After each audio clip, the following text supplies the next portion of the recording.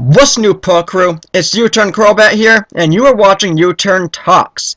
Now today, my guest is a huge name in the Pokemon universe, RogersBase. If you don't know who he is, his link will be in my description, so definitely make sure you go check him out. Roger, welcome to the show. It's nice to be here. Thank you for having me. You're welcome. Now, I have a few questions that I've been meaning to ask you for quite some time. So question number one: how did you start out in YouTubing? Sure. Well, I actually just started this year, weirdly enough. So, I guess it would technically be this year. It was like 12 months ago. But basically, I put together a Christmas present for my parents because I actually majored in theater and English. And even though currently I work in social media, I went to school for theater, and I used to always sing and dance and do plays and stuff like that. And my parents kind of missed the fact that I didn't really sing anymore. So this was back when I was still living in Chicago, and I just thought it would be nice for like a little Christmas present for my parents to record myself singing "Let It Go" from Frozen. And that song just happened to get extremely popular, and I was one of the first people who was a guy to upload a cover of that song.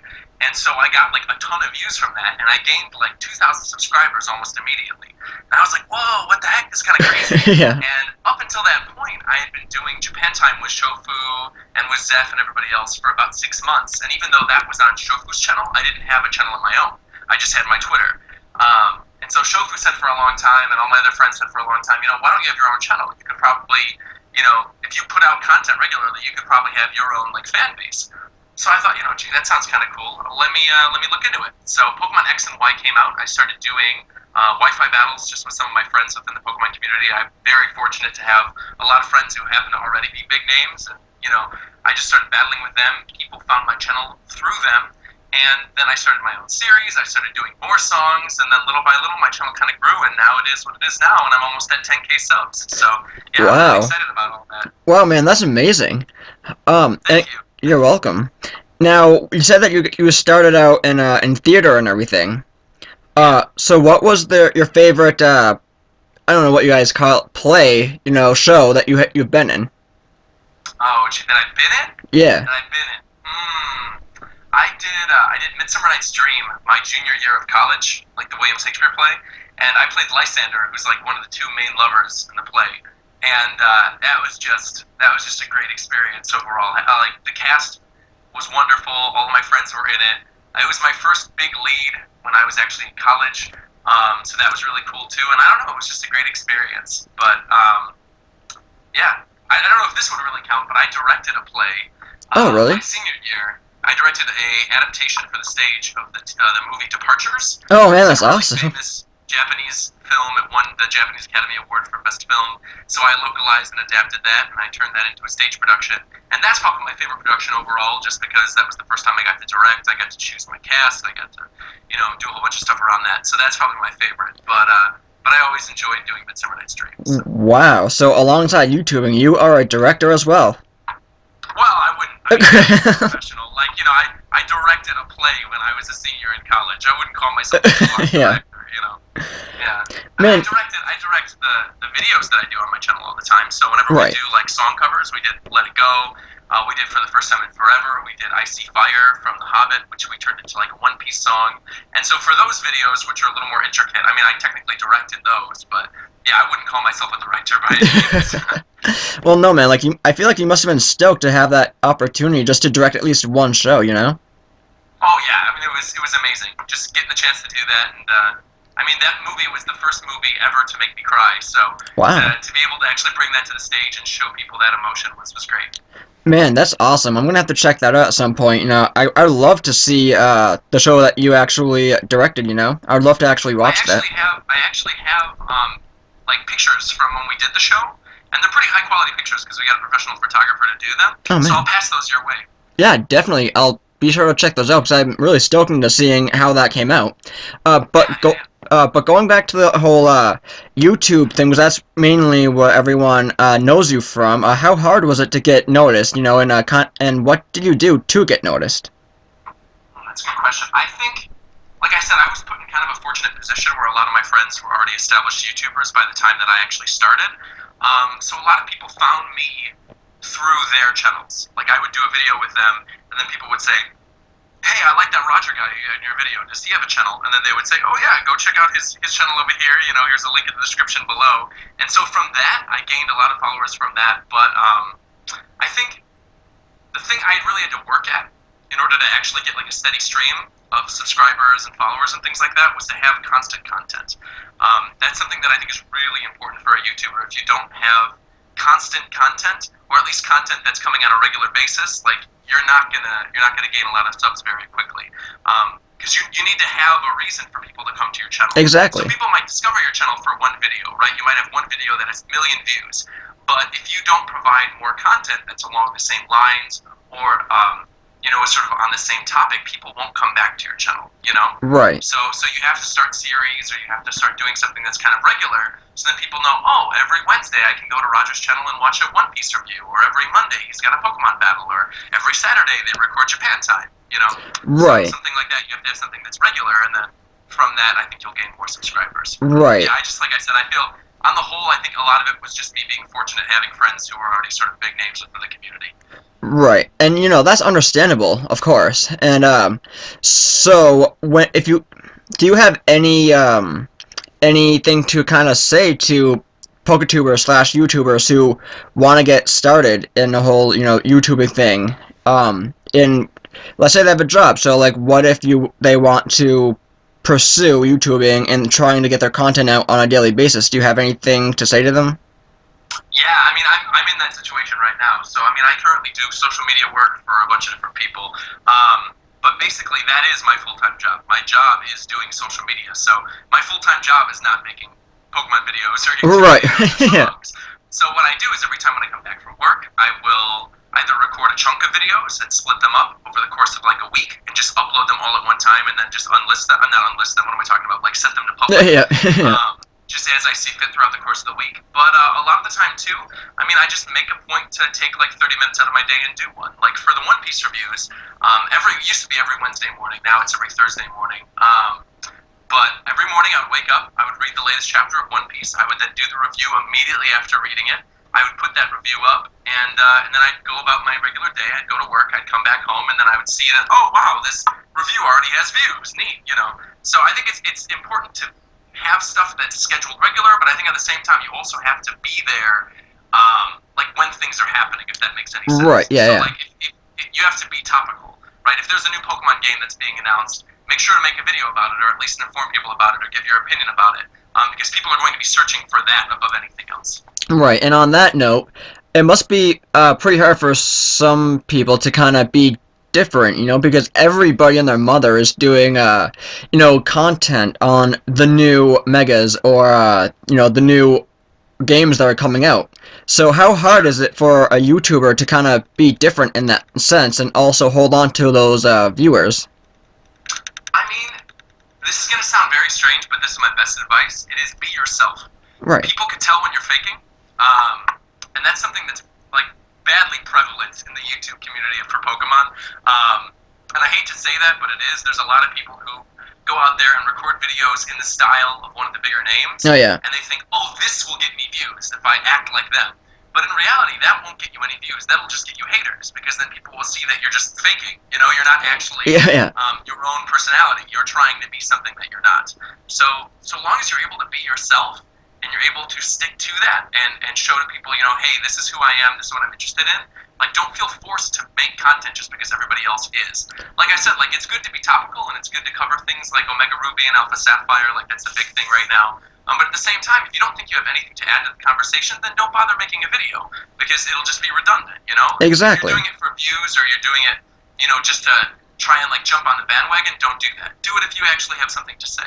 Right. And I don't mean to kind of like toot my own horn here, but in a sense, the way that I do content, people would say is very similar to Shady Penguin, just because I do throw out that energy, and my intro is kind of similar to his, but the thing is, that is me. Like, I have that energy, Sure. Yeah, there's a lot of different poketubers who are out there who have different personalities. Exactly. So stick to yourself, man. Stick to yourself. Yeah. And so, I don't know how many people know this, but you were actually at the Pokemon World Championships this year. So It was. yeah. So explain what it felt like to be there. I mean, it was just an amazing experience overall. I was talking to some of my friends who were there, and just like over the course of the whole week, it was really one of the best experiences of my life. Like, it was truly one of the best experiences of my life to get to not only see all my friends in person, meet a lot of people who I'd only known via YouTube for a long time, and then getting to meet them in person and introducing myself to them, getting to meet Junichi Masuda, and like not just getting to meet him and have him sign something, but actually getting to speak with him for a long period of time Yeah. was great. And then on top of that, we were really fortunate to get tickets to the Pokemon Symphony. So we got to see the Pokemon Symphony, we got to compete in Worlds, we got to trade Pokemon with people, meet fans, meet Masuda. It was just an incredible experience overall. Wow. Now, oddly enough, I remember a picture that you posted. It was a picture of you in a wheelchair. What was going on with that? Yeah. So that was the second day of the show. So at the same time that I was at Pokemon Worlds, I was also working with Tiltify at this thing called VG Uturn, which is like a video game convention that was taking place in the same convention center, just on the other side of it, in Washington, D.C., the same weekend. So I actually went there because I went to Worlds because Tiltify actually paid my way to go out there to go work at VG Uturn. And it just so happened that both events were happening at the same time, and that's why I was fortunate enough to go. But when I was at VG Uturn, I was working at the Tiltify booth, and throughout the course of the day, I had to be kneeling a lot, and like I was adjusting different wires and doing a whole bunch of stuff because we were streaming. And I got up too quickly when I was kneeling, and I twisted my leg the wrong way. And my knee, it literally felt like my knee had broken. It didn't, obviously, but it felt like my knee had broken, and I could not walk for a very long time. Oh, man. So I put an ice pack on it, and the Tiltify guys were super cool, and they were like, yeah, we'll just sit down and like relax and just run the social media stuff from the computer. You'll be fine. And then I went to the Pokemon Symphony that night. I was feeling a little better, so I just took the risk and said, I'll walk. No, So we went to the Symphony. I had no problem. We met Masuda. It was just a wonderful experience. And then as we were walking out of the theater to like go back to the hotel, I stupidly hopped off of like where this little concrete brick thing was. Man. Off of like 3 or 4 steps. And it just made the whole situation worse. And so the next day when I was at Worlds, which happened to be the final day of the show, I had to be in a wheelchair. Yeah. Oh, That was horrible. That was a horrible thing, yeah. That was the only, like, dim part of the entire rest of the experience at Worlds. I mean, the rest of the experience was great. Oh, man. Knee injuries suck. If you guys have not had one, do not get a knee injury. Those are the worst, because then you can't walk anywhere. Yeah, I was out of commission for about a week after I came back to LA. Yeah, see, listen to Roger. Do not get knee injuries, yeah. So, we had mentioned you meeting Masuda, so I have to ask, man, what was going through your mind when you met him? I mean, I've never been one really to be starstruck. Right. I don't know, I'm not ever like that just because a lot of the social media work I do involves like actual like film celebrities and TV celebrities. So and I'm an actor myself, so being around like people who are famous isn't something that really shocks me, but meeting Masuda was on the same level of when I met Sakurai, which was I have like played games that this guy has developed and helped make for years. You know, like Masuda does all the music for the game, Sakurai actually developed Smash Brothers, but meeting the two of them was sort of the same kind of feeling in my head. I got to meet them, and it was like meeting a childhood hero, you know, like this guy who developed all these things that brought you so much happiness, and to be able to tell them in person thank you and have a conversation with them and realize like, yeah, they're actually people too, that was just great. I don't know, going through my mind, it was just like, oh my god, this is the guy who composed da-da-da-da-da-da-da-da, da-da-da-bum-bum, like, oh my god, this is that guy, like, you know. So it was great. It was a cool experience. Now, I forget, did you get his autograph or didn't you? I forget. Yeah, he actually signed not only both of my Pokemon Symphony posters, where me and the other poketubers were like signing each other's posters, but he signed both my posters, and he signed my 3DS XL. Oh man, yeah. Which is great. I had to like put nail polish over it so it didn't wear out. Oh my god, you do not want to lose that. No. So you were talking about you do social media work and everything. Sure. So that kind of intrigues me because I don't know many people who actually do that. So what is it, if you can talk about it, what is it that you actually do? I could say I'm a community manager for Tiltify, which is a game charity organization. I do work for them, and a lot of that involves just like setting up tournaments, getting people to come to the tournaments, um, helping with the streams, things like that. But the other work I do is freelance and kind of like under NDA, so I can't talk about it. Right. But I can say that usually what I do is they will give me a project, like say a show or a game or something like that, and then I will in turn make social media pages for said product, right? So say there's like a TV show, I'd be the one in charge of sending out tweets about the TV show, or I'd be the person, like putting together a Facebook page, or interacting with people on Tumblr or on separate forums, things like that, outreaching to people. So I mean, a lot of the work involves just me being on a computer and outreaching to people who are movers and shakers within whatever community I'm helping with. Wow, that's really cool. Yeah, it's great. I love it. When did you start doing that? I officially started doing that in June. That's why I ended up moving out to California. But I mean, I've been doing it for years. I was doing it for VG Tribune, which is the website that I work. I still work for it technically, but I used to write for it like a lot more than I do now. But they're the website that hosts Japan Time. I've been with them for 4 years now, and I've done social media for them. I did other freelance social media work for different like groups that are sort of like video game groups that are around the Chicago community. And I don't know. I mean, I sort of started by doing viral marketing stuff. Like that was sort of what I started doing when I was in college. So from that, I sort of, I don't know, I molded myself a career. Oh yeah, yeah. That must be exciting though. Kind of like you said, molding yourself a career and kind of doing YouTube on the side and everything. You're kind of, in a sense, to some people, living your dream. Yeah, definitely. Like, I mean, every day I'm blessed. I know I'm blessed and fortunate to be living the life that I'm living. Like, to be able to actually have fans and, like, videos that people actually watch. And, like, I don't know. It just feels, I mean, I feel very fortunate. Yeah. And I mean, a lot of it had to do with hard work, but a lot of it was also knowing the right people and communicating with the right people and just, luck. A lot of it is luck, too. But a lot of it was also hard work, so. Right, right. And in a previous interview that I had with Ryquin, we were talking about how it's crazy that we can actually say we have fans. So to you, how crazy has it been since you became famous on YouTube? How crazy has it been to actually say, "Oh yeah, I have fans now"? It's been weird. I mean, the first time I had a fan interaction was actually before I even made a YouTube channel. This was when I did stuff on Twitter. I still have a pretty big Twitter. My Twitter base is actually bigger than my YouTube subscriber base, so that's Oh man. funny. But yeah, I mean, the first time I met a fan, this was at Anime Expo. No, not sorry, it wasn't Anime Expo. It was Anime Central in the Midwest. It was at Rosemont. It was like 3 or 4 years ago, and I had done a Professor Layton Twitter campaign thing. And a lot of people found out who I was from this Professor Layton Twitter campaign. And someone came up to me and they were cosplaying as Professor Layton. And they said, "Hey, you're RogersBase. You're the guy who did that Professor Layton thing for Nintendo." And I was like, yeah. And they're like, "Would you mind signing my copy of Professor Layton and taking a picture with me?" And I was like, "Yeah, sure, no problem." But that first time that someone actually came up to me and said, "Could you sign something?" I was like, "Me? Like me? Are you sure?" Yeah. But I mean, ever since then, it's been great. I mean, fans have been super nice and super supportive. At Worlds, it was amazing getting to meet a lot of people, especially at the Pokemon Symphony. I had people walking up to me, having me sign their TCG cards, their game cards. It was a blast. Oh, yeah, definitely. I definitely agree with that. Going into the TCG, now, when you were younger, did you actually, I'm sure you did, but did you collect the cards, and if so, how many do you think you actually had of the trading cards? I collected the cards up until I think I was in junior high. I think I was in junior high at the time. Yeah, it was like late junior high, I think.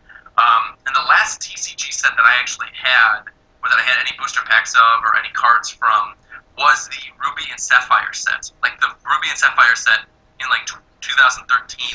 2003. I'm sorry, 2013. Yeah, it was like 2003, 2004. Whenever that set came out, that was the last set I really ever bothered with. Oh man. But I mean, when I was a kid, I mean, I had all of the cards of the original base set, the fossil set, the jungle set, the Team Rocket set. I had the Japanese gym leader cards. I had pretty much all of them.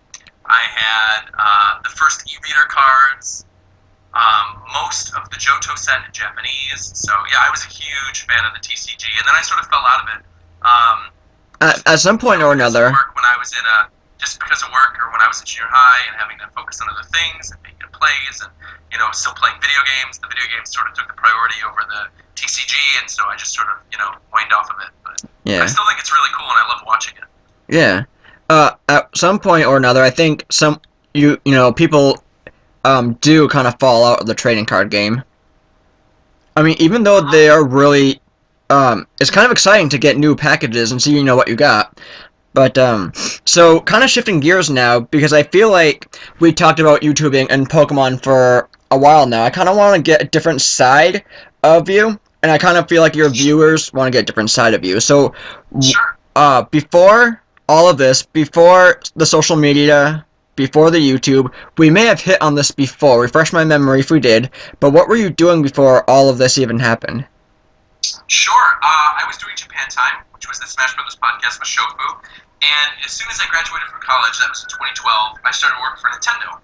So I was an associate product demonstrator for Nintendo for Chicago. So basically I would go to retailers like Best Buy and GameStop, and, I would show up in my full-on Nintendo outfit and I would demo games for people.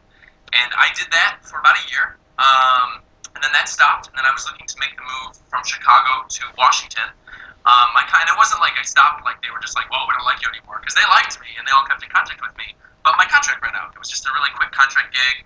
But I knew overall I eventually wanted to go to Washington.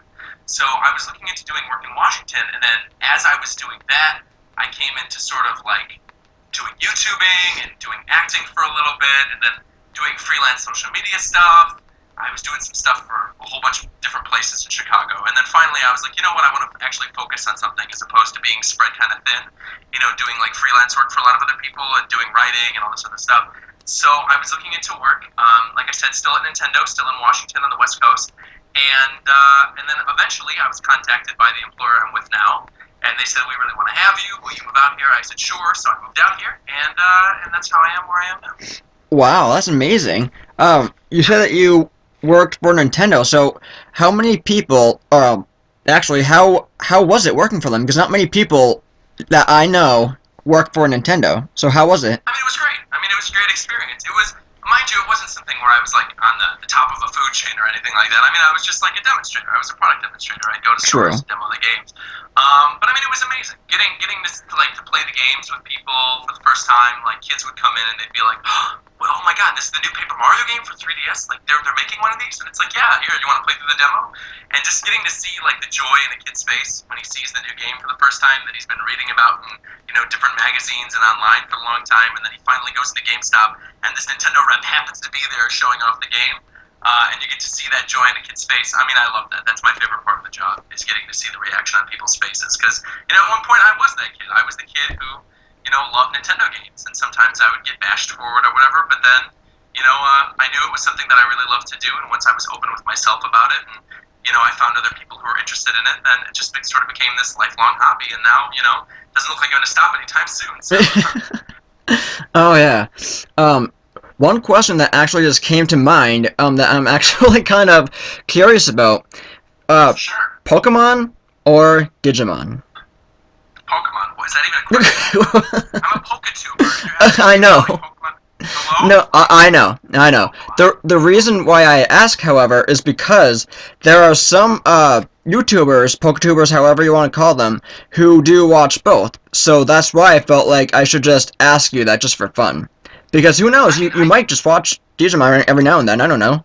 I never really got into Digimon. I watched one episode of Digimon, and actually it wasn't even an episode, it was the movie. Mm-hmm. And I went because one of my best friends when I was growing up wanted to go see the movie, and he took me with. And I just didn't feel it. I don't know. I just wasn't into it, so. Yeah. Well, it's a good thing you picked Pokemon. I mean, it's a huge franchise now, so. Yep. Well, I think we're going to wrap things up here. Roger, thank you so much for being on the show. I have been wanting to interview you for a while now, and I'm so glad that you were able to appear here on Uturn Talks.